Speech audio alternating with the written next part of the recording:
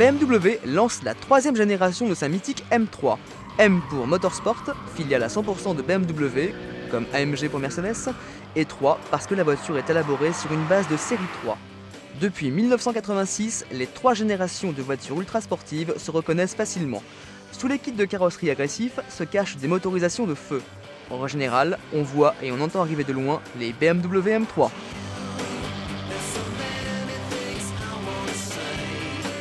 La dernière née de chez BMW Motorsport n'échappe pas à la règle.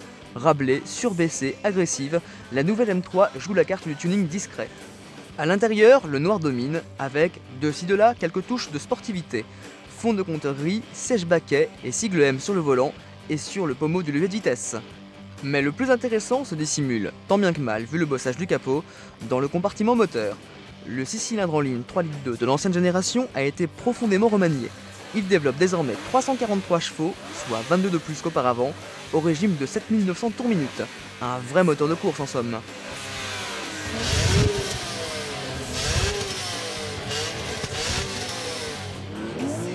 Outre le bruit fantastique de cette fabuleuse mécanique, les performances se révèlent ahurissantes. Le 0 à 100 km/h parcouru en 5 secondes 2, le 1000 m départ arrêté en 24 secondes 2, c'est effectivement une vraie voiture de course. Pour dompter cette boule de chevaux en feu, Anthony et Julien Beltoise se sont surpassés. Preuve à l'appui, voici un essai particulièrement rock'n'roll. C'est la première fois que j'ai l'occasion d'essayer une BMW M3. Et c'est vrai que j'avais beaucoup entendu parler en bien déjà des 2 premières générations. Et celle-ci vraiment a beaucoup de qualité. La M5 est un peu plus civilisée, un caractère un peu moins sportif, et on ne lui reproche pas d'ailleurs. Mais je trouve qu'on a vraiment fait un super essai avec cette voiture. Alors, il y a eu beaucoup de polémiques concernant le freinage de la voiture. Vous en pensez quoi ? Moi je trouve que le freinage a une bonne attaque, quoi. Au départ, c'est vrai que la voiture freine bien, mais il y aurait peut-être un petit reproche à faire, c'est au niveau de l'endurance du freinage. C'est-à-dire que si vraiment on a une conduite sportive pendant longtemps, je dirais que la pédale devient un peu plus spongieuse et que donc le freinage perd en efficacité. Oui, c'est vrai que bon, la pédale pourrait être plus dure, même à froid, mais je la trouve efficace, je trouve la décélération tout à fait acceptable.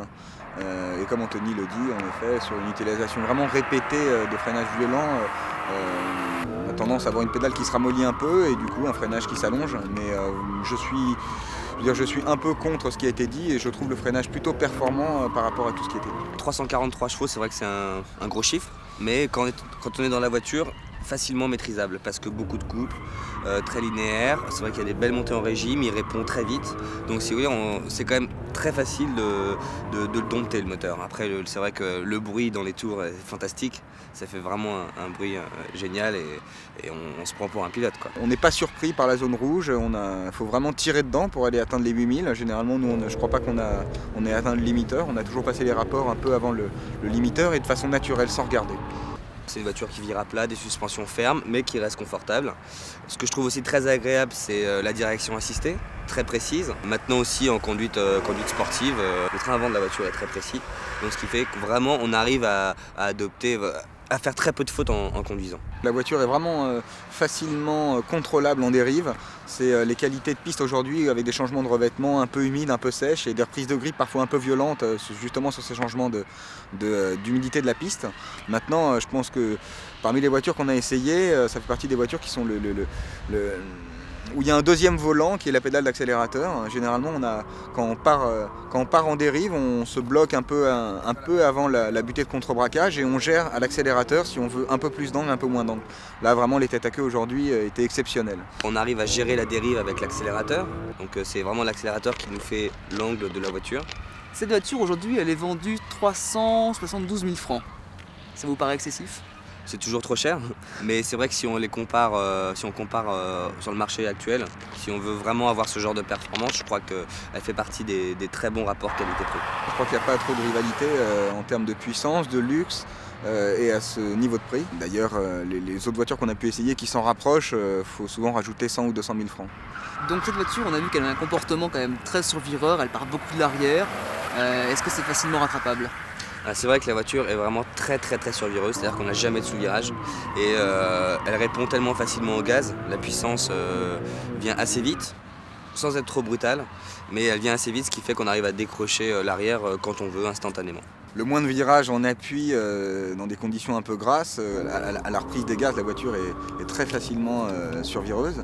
Maintenant, il y a l'EDS qui masque tout ça et qui permet de garder la voiture sur la piste. Et l'EDS est vraiment fantastique dans ces conditions parce que sans EDS, c'est vraiment très difficile de conduire cette voiture sous la pluie en conduite sportive. Tout est très très bien géré et la voiture a un agrément moteur magnifique et c'est rare pour une voiture qui fait autant de puissance au litre. Donc cette voiture, c'est un peu Dr Jekyll et Mr Hyde, quelque part. Double personnalité. Double personnalité, oui, ça dépend vraiment sur un terrain gras mouillé. Je conseille la prudence et de conduire avec l'anti-patinage. D'accord. Et sur le sec, donc de Sur le débrancher. sec, De s'amuser avec. on peut se lâcher un petit peu plus. Julien, Tony, merci beaucoup pour cet Ok. avis et pour l'essai rock'n'roll. On vous dit au mois prochain et puis à très bientôt. À bientôt, Mathieu.